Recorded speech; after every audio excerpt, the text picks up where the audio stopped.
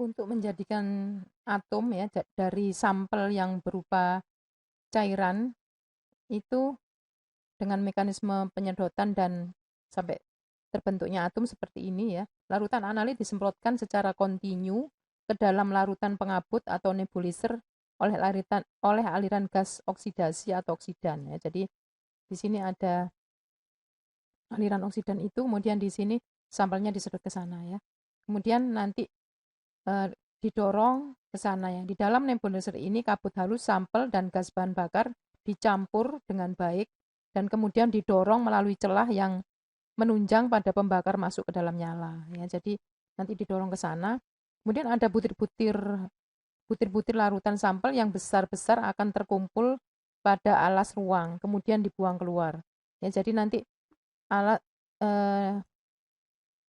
kabut yang halus ya itu dia nanti akan sampai ke nyala api. Kemudian kabut yang kasar ya yang besar-besar ini nanti akan jatuh. Ya, jadi kabut itu ukurannya tidak sama. Yang harus bisa sampai ke sana ya, sampai ke pembakar, sedangkan yang ukurannya besar dibuang. Jadi nanti di situ di ruangan AS itu disediakan bak untuk menampung ini air buangan ya. Buangan dari sampel.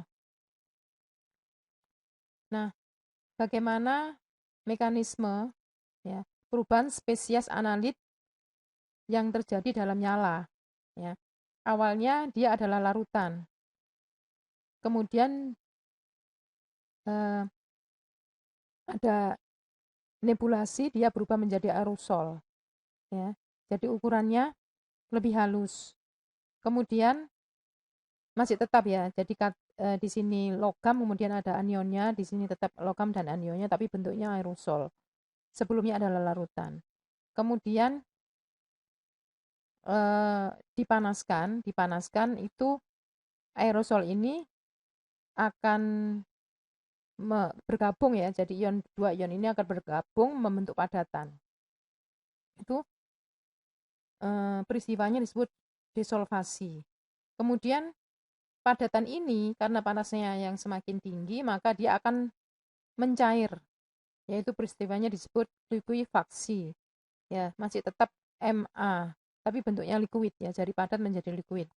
Kemudian dipanaskan ya, pada itu kan sudah mencapai nyala api ya. Itu akan mengalami vaporasi ya. Tetap bentuknya Ma tapi menjadi gas ya. Padat, cair, gas sama-sama Ma ya, sama-sama molekul. Kemudian karena suhunya masih sangat tinggi dan cukup, maka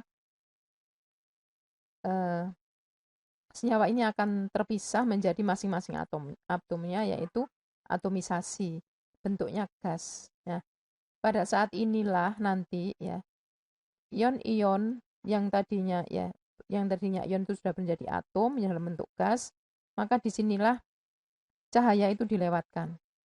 Ya, cahaya yang berasal dari lampu katoda cekung tadi. Inilah yang nanti akan mengalami eksitasi yang disebabkan oleh cahaya atau panjang gelombang yang mempunyai panjang gelombang sesuai untuk eksitasi elektron terluar dari masing-masing analit. Berikutnya kalau temperatur terlalu panas maka elektron terluar juga bisa mengalami eksitasi, tapi ini dicegah ya. Jadi kalau misalnya temperaturnya masih cukup misalnya sampai bisa ionisasi, maka ini juga dicegah. Ya, jadi sebetulnya dengan pemanasan itu juga sudah bisa eksitasi dan ionisasi, tapi ini peristiwa ini tidak diinginkan ya. Jadi nanti kalau temperatur terlalu panas, maka hal ini akan terjadi dan ini tidak diinginkan. Jadi harus dicegah. Jadi harapannya nanti atomisasi itu hanya sampai sini. Nah, ini bagian-bagian terpenting dalam nyala api. Ya, di sini ada alas nyala, kemudian ada kerucut dalam, kemudian ada daerah reaksi, kemudian ada lapisan luar. Nah, ini yang terjadi. Pada alas nyala, larutan sampel masuk berupa tetesan-tetesan yang sangat halus.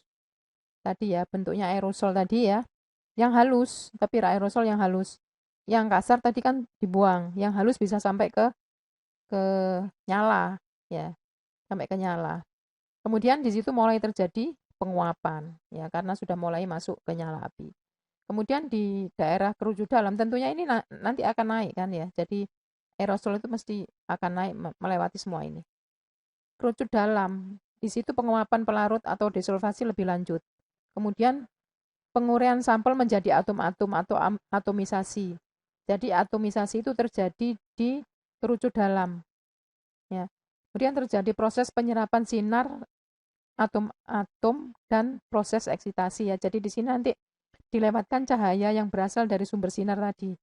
Jadi sumber sinar tadi itu diharapkan yang di daerah ini, ya daerah kerucut dalam, ya di daerah kerucut dalam. Sehingga karena apa di situ banyak sekali eh, logam dalam bentuk atom ya, dari dalam bentuk atom.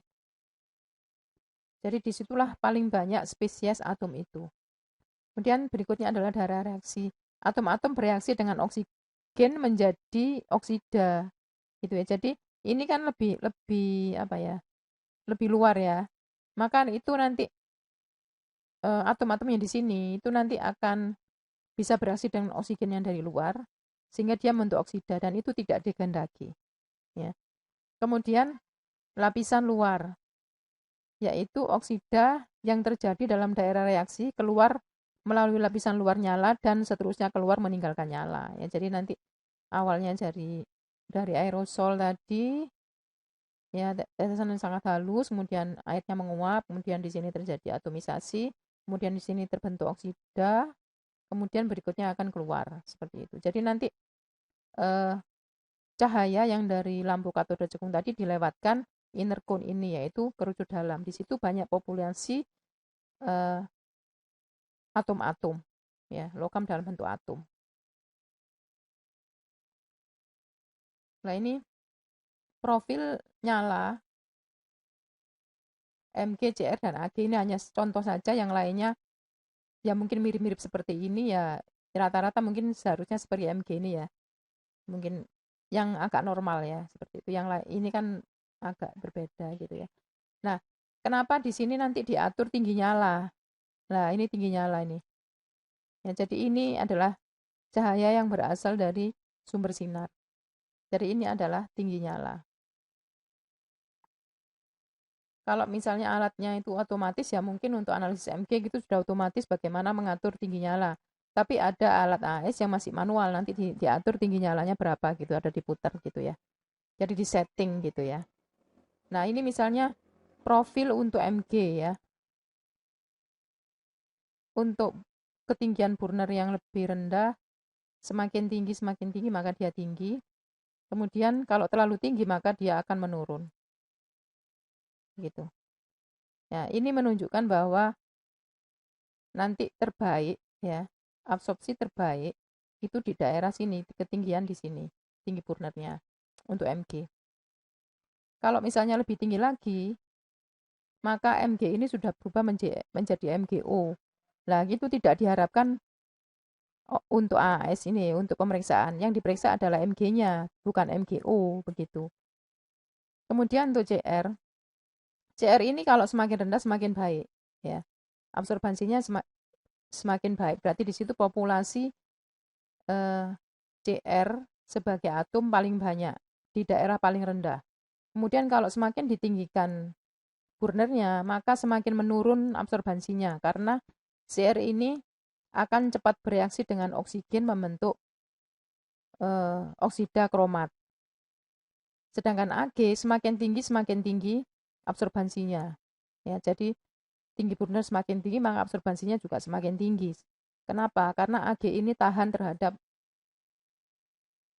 reaksi dengan oksigen. Jadi dia tidak segera membentuk oksida. Ini keterangannya ya. Dibaca sendiri. Nah, kemudian ternyata di dalam AS itu juga ada namanya interferensi atau gangguan. Nah, gangguannya apa saja? Interferensi pada AS ya, nyala api ya, untuk nyala api. Ada interferensi spektra, interferensi kimia, interferensi matrik, dan interferensi ionisasi. Kita bahas satu persatu. Interferensi spektra disebabkan oleh pengaruh absorpsi antara spesies pengganggu dengan spesies yang diukur karena rendahnya resolusi monokromator. Ya, tadi untuk monokromator tadi kan ada yang prisma, satu prisma, kemudian ada yang bentuknya kayak gergaji tadi ya. Itu tujuannya adalah ini sampai koma yang di belakang sampai 3 ya. Itu jadi semakin teliti komanya itu maka dia semakin selektif ya. Jika dua garis terletak berdekatan seperti vanadium adalah 308,270 nanometer dan aluminium pada 308,215, bayangkan. Vanadium 305,270, ini 308,215. Ini sangat dekat ya. Nah, interferensi dapat dieliminasi dengan menyeleksi garis untuk AL pada 309,270.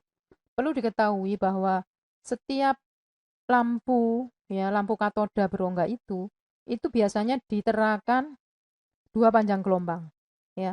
Misalnya ini untuk aluminium ya. Aluminium panjang gelombangnya 305, sekian dan sekian. Sebetulnya 308,215 ini intensitasnya lebih tinggi daripada yang 309. Tetapi jika dalam sampel tadi mengandung vanadium ya, maka kita memilih panjang gelombang yang berbeda untuk analisis AL. Supaya apa? Supaya tidak diganggu oleh vanadium. Nah, jika vanadium tidak ada, ya kita menggunakan yang 308,215 gitu. Adanya hasil-hasil pembakaran pada nyala dapat dikoreksi dengan suatu model berkas tunggal, dengan model berkas ganda, berkas pembanding referensi. Jadi oleh karena itu dalam AS itu biasanya memang berkasnya tunggal ya. Nah, kalian harus ingat itu apa berkas tunggal dan berkas ganda ya di UV. Ya, coba dipelajari. Nah, adanya peristiwa absorpsi yang bukan resonansi atom dan penghamburan, gangguan yang disebabkan oleh penghamburan oleh produk yang mengandung oksida refraktori, yaitu oksida yang sukar diuraikan menjadi atomnya seperti TiZrW, dan dapat dihindarkan dengan variasi temperatur dan rasio bahan-bahan oksigen dalam bahan-bahan oksidan dan nyala. Maksudnya begini, kalau misalnya di dalam AS itu nanti untuk ngeset alat ya, itu nanti ada perbandingan antara oksidan dan antara pembakar dan oksidan ya. Jadi nanti perbandingannya berapa dan itu diset. Ya, diset dulu ini berapa bahan bakarnya terus berapa oksidannya sehingga nanti akan diperoleh temperatur yang pas untuk atomisasi masing-masing ion. Begitu ya. Jadi nanti ada setting bahan bakar dan oksidan. Dan mungkin kalau alatnya sudah otomatis, mungkin sudah settingannya otomatis. Karena sebagian juga masih manual. Berikutnya adalah interferensi kimia. Terjadi apabila di dalam sampel yang dianalisis mengandung bahan lain yang dalam proses atomisasi akan mengadakan reaksi kimia, membentuk senyawa baru yang sukar diatomkan. Misalnya penentuan maksimum magnesium, kalsium, barium diganggu oleh aluminium, silikat, dan fosfor. Seperti ini ya. Jadi misalnya kalau kita mau analisis kalsium, ya ion-ion kalsium, sementara dalam sampel itu ada fosfat. Maka kalau kita menggunakan kalau kita menggunakan nyala udara asetilin, maka ternyata nanti Ca dan fosfat ini akan gabung. Ya, mereka akan gabung. Harusnya Ca itu nanti harapannya Ca2+ ini menjadi Ca0, tapi sebagian Ca itu bergabung dengan fosfat. Jadi dia bereaksi dengan fosfat. Sehingga nanti Ca yang harusnya terbaca 5 misalnya seperti ini, itu akan terbaca hanya 2. Karena yang 3 dia bereaksi dengan fosfat. Nah, kemudian bagaimana cara mengatasinya? Cara mengatasinya adalah ditambah larutan SR ya. Garam SrCl2 misalnya seperti itu ya. Jadi nanti ditambah garam SrCl2 sehingga gini misalnya nanti Ca-nya jumlahnya 5, P-nya ada misalnya 4 di sini jumlahnya ya. Atau mungkin fosfatnya lebih banyak juga ya. Nah, dengan adanya SrCl2 maka yang akan bereaksi dengan fosfat adalah Sr, bukan Ca. Ya, Sr semua di sini Sr akan menutupi ya. Sr akan bereaksi dengan fosfat sehingga Ca ini bebas dan Ca yang harusnya 5, di sini ada 5 ion misalnya terbaca juga 5 atom. Seperti itu. Cara kedua adalah dengan mengubah sistem nyala dari udara asetilin menjadi N2O asetilin. Namun cara ini karena terlalu tinggi suhunya akan menyebabkan interferensi ionisasi sehingga harus ditambahkan NaCl atau KCl.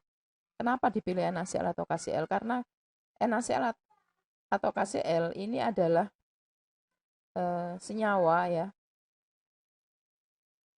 yang mudah ya, kalium atau natrium itu adalah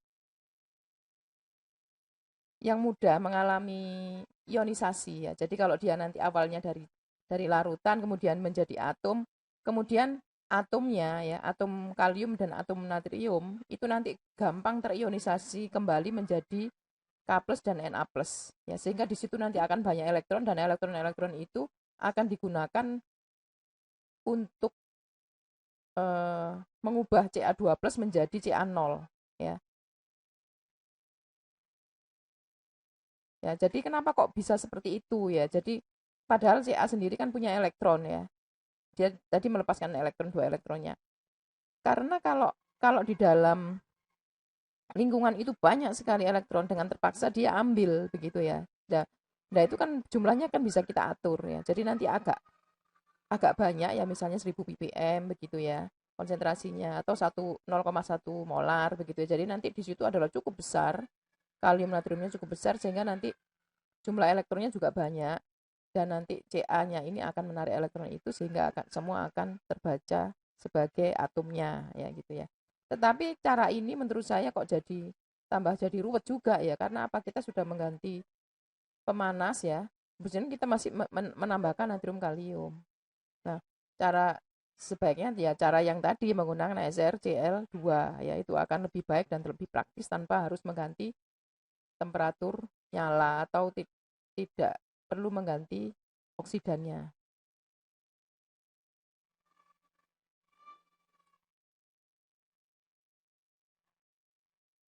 Kemudian interferensi matriks terjadi bila sifat-sifat fisik larutan seperti viskositas, tegangan permukaan, berat jenis dan tekanan uap pelarut pada larutan sampel tidak sama dengan larutan standar. Sampel mengandung banyak garam, asam, dan pelarut yang digunakan untuk standar dan sampel berbeda. Ini ditanggulangi dengan cara mengencerkan larutan sampel hingga sifat fisik sama, mengekstrak analit dari sampel, kemudian metode standar adisi sehingga matriksnya sama. Nah, kalau untuk mengencerkan larutan sampel hingga sifat fisik sama, ini kalau konsentrasinya sangat kecil, kalau diencerkan jadi hilang ya nanti ya. Maksudnya semakin kecil konsentrasinya, jadi malah tidak terbaca nanti ya. Misalnya kalau kita ingin menentukan Pb, Cd di dalam air laut misalnya ya, di situ banyak sekali NaCl ya, sehingga nanti dengan adanya NaCl yang cukup tinggi di dalam air laut tadi membuat viskositasnya menjadi lebih besar misalnya. Itu nanti kemudian kalau diencerkan itu mengakibatkan Pb-nya tambah encer malah nggak terlihat nanti ya. Jadi mungkin yang alternatif yang kedua atau ketiga ini lebih baik ya untuk kasus seperti ini. Tetapi kalau ekstraksi juga jadi kadang ribet ya. Nah, paling mudah adalah menggunakan metode standar adisi hingga matriksnya sama. Nah, ini metode standar adisi digunakan untuk jumlah sampel yang tidak terlalu banyak. Artinya jumlah sampel yang tidak terlalu banyak itu begini ya. Misalnya kita mau analisis zat X, mau analisis ion X gitu ya. Nah, sampelnya itu banyak, artinya semua itu yang mau diperiksa adalah X-nya ya. Maksudnya jumlah sampel banyak itu. Jadi ada sampel 1, sampel 2, sampel 3 dan seterusnya seperti itu. Jadi kalau nanti sampelnya terlalu banyak, kita juga jadi ribet juga karena apa? Karena setiap sampel itu nanti punya satu grafik. Ya. Setiap sampel itu punya satu grafik. Padahal satu grafik itu paling tidak ada 5 titik. Ya, jadi bisa dibayangkan kalau misalnya jumlah sampelnya 20 berarti kita harus 20 kali 5. memeriksanya begitu. Harusnya kan kalau 20 ya 20 meriksanya kan gitu. Kalau ini kan enggak 20 kali 5 kan gitu. Karena nanti setiap sampel itu harus punya standar masing-masing. Tapi cara itu juga sebetulnya bisa dimodifikasi ya. Cara itu bisa dimodifikasi dan itu dipelajari tersendiri. Terus digunakan jika untuk konsentrasi analit yang terlalu kecil atau relatif rendah. Jadi kalau konsentrasinya terlalu kecil itu nanti kan keluar ada di luar ring kurva kalibrasi ya. Ada di bawah misalnya ya. Itu kan nanti kesalahannya besar ya kalau kita menggunakan kurva kalibrasi ya. Kurva kalibrasi seperti ini misalnya ini.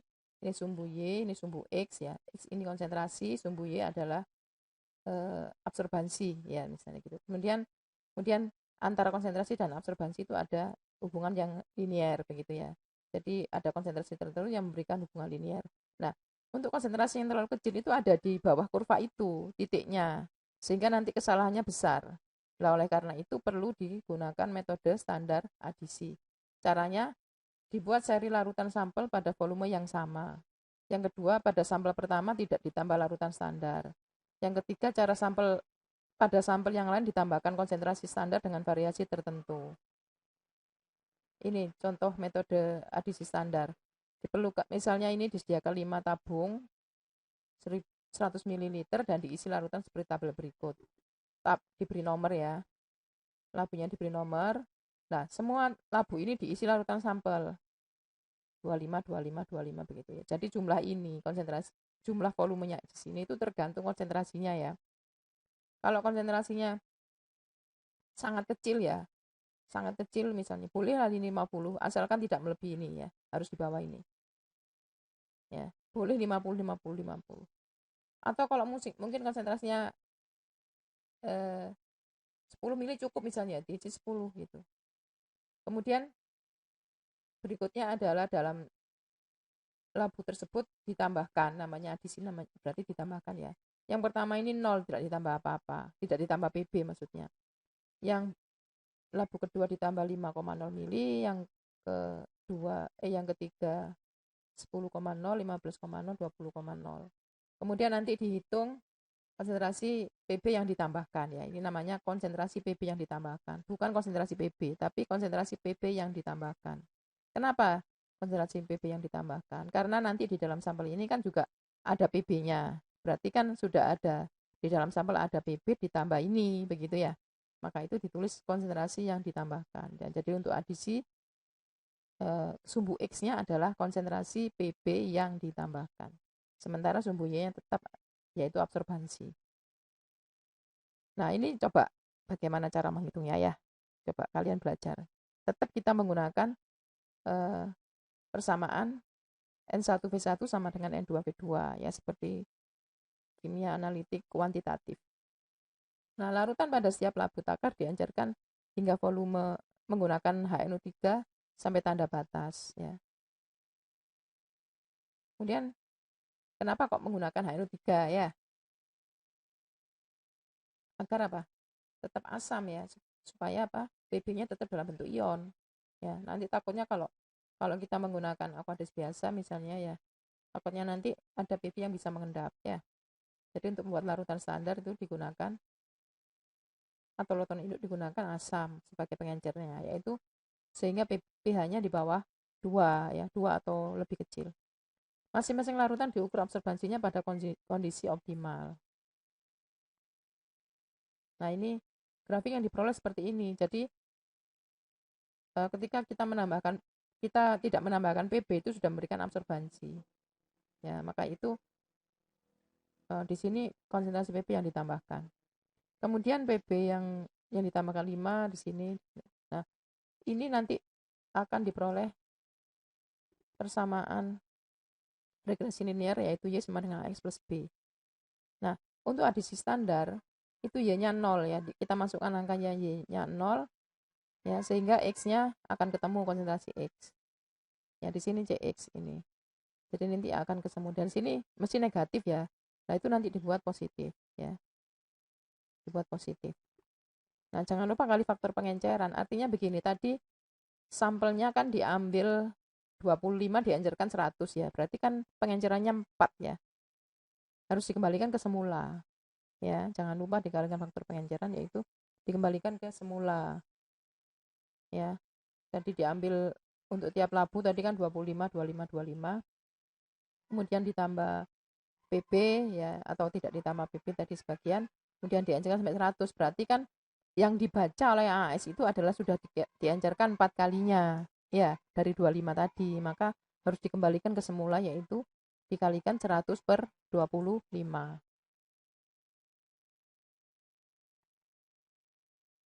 Kemudian berikutnya adalah interferensi ionisasi. Terjadi apabila nyala api yang digunakan temperaturnya terlalu tinggi, ya. Tadi sebelumnya sudah dijelaskan, kalau temperatur terlalu tinggi maka akan terjadi eksitasi elektron terluar dan bahkan terjadi ionisasi. Jadi ionnya benar-benar dilempar. Kalau eksitasi kan masih pindah ke sukulit berikutnya, ya. Kalau ionisasi itu elektronnya benar-benar keluar, ya. Jadi dia menjadi ion. Ya, terjadi apabila nyala api yang digunakan temperaturnya terlalu tinggi untuk jenis unsur tertentu, ya. Jadi tidak semua atom itu mempunyai temperatur sama untuk eksitasi elektron terluarnya. Elektron pada kulit terluar akan terlontar keluar dari atom netral, sehingga akan terbentuk ion positif. Ya, jadi tereksitasi dan terionisasi itu beda, ya. Kalau tereksitasi itu pindah ke kulit, masih di dalam atom itu, tapi kalau kalau ionisasi itu benar-benar dilepas, ya. Elektron terluar benar-benar dilepas. Pembentukan ion akan mengurangi jumlah atom netral dalam sampel, sehingga sinyal absorpsi menjadi berkurang. Di sini akan menimbulkan kesalahan analisis. Untuk logam alkali, natrium, kalium, cesium, temperatur pengatoman sebaiknya cukup rendah, sehingga digunakan tipe nyala propana udara, ya. Jadi tipe nyalanya digunakan propana udara yang dihasilkan temperatur lebih rendah. Untuk logam alkali, jika digunakan nyala udara asetilin menimbulkan ionisasi, ya, karena terlalu tinggi tadi, ya. Dia gambar terionisasi. Nah, ini, ya, misalnya kalau kita mau analisis natrium, ya. Itu nanti karena kalau kita menggunakan udara asetilin itu bagi dia itu terlalu tinggi temperaturnya, ya. Jadi setelah dia itu dari larutan, ya, larutan, kemudian larutan sampel itu, ya, kan ada Na+ begitu. Kemudian dinyalakan, dipanaskan pada temperatur yang sangat tinggi ini, sebetulnya dia sudah membentuk atom, tapi kemudian bablas, ya. Saking panasnya, sebagian elektron itu ada yang keluar. Jadi beberapa atom tertentu, ya, itu dia melepaskan elektron. Sehingga nanti misalnya di sini Na yang harusnya jumlahnya 7, di sini hanya terbaca 4 gitu misalnya, ya. Yang terbaca 3, yang 4 masih tetap sudah berubah kembali menjadi Na+, ya. Jadi Na+ di sini itu dengan Na+ di sini itu sebetulnya tanda petik beda. Karena sebetulnya semua Na+ ini awalnya setelah dipanaskan ini semua membentuk atom dengan muatan 0. Tetapi karena terlalu panas, maka sebagian juga sudah mengalami ionisasi kembali, ya. Jadi awalnya ion, atom balik lagi ion. Sehingga yang terbaca di sini adalah misalnya jumlahnya 3, harusnya adalah misalnya 7, seperti itu. Nah, bagaimana mengatasinya? Nah, ini cara mengatasinya mudah, ya. Kita tinggal menambahkan KCl. Seperti yang sudah dijelaskan tadi. KCl dan NaCl itu dua-duanya itu gampang sekali, ya, setelah terbentuk atom itu gampang sekali mengalami ionisasi kembali, ya. Karena apa? Karena terlalu tinggi temperaturnya, sehingga gampang terionisasi kembali dengan melepaskan banyak sekali elektron, ya. Banyak sekali elektron, sehingga elektron-elektron yang banyak tadi jumlahnya digunakan oleh Na+ menjadi Na0 kembali, ya. Bisa dipahami, ya. Digunakan oleh elektron-elektron yang dilepaskan oleh kalium itu digunakan oleh Na yang sudah terlanjur terbentuk ion tadi itu untuk membentuk kembali Na0, ya. Kembali lagi ke semula, ya. Loh, tadi kan ion-ion natrium nol ya, logam tadi itu kan melepaskan elektron juga, iya, tapi jumlahnya sedikit. Sehingga mereka berjauhan dan tidak akan bisa kembali membentuk Na0. Nah, supaya Na plus tadi itu bisa kembali menjadi Na0 untuk bisa diukur, maka harus banyak sekali elektron yang ditambahkan. Nah, sumber elektron yang bisa ditambahkan berasal dari kalium ya dalam jumlah banyak misalnya ya.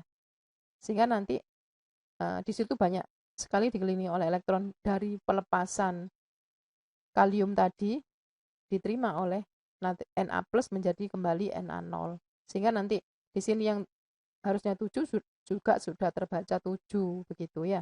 Ini mudah. Nah, kemudian sekarang begini.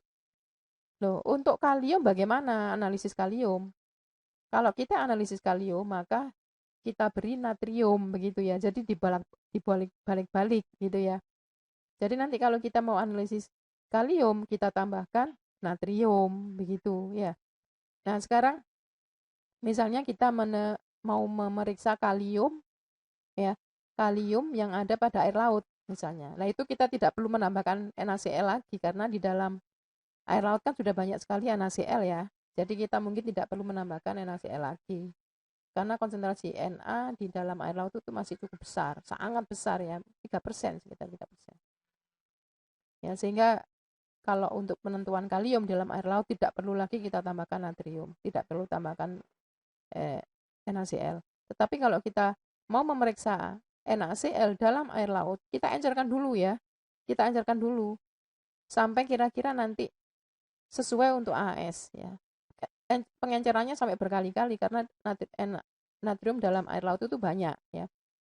Nah, setelah pada saat kita mengencerkan itu nanti kita tambahkan juga di situ kalium misalnya begitu ya. Sehingga nanti kita bisa memeriksa natrium dalam air laut itu ya.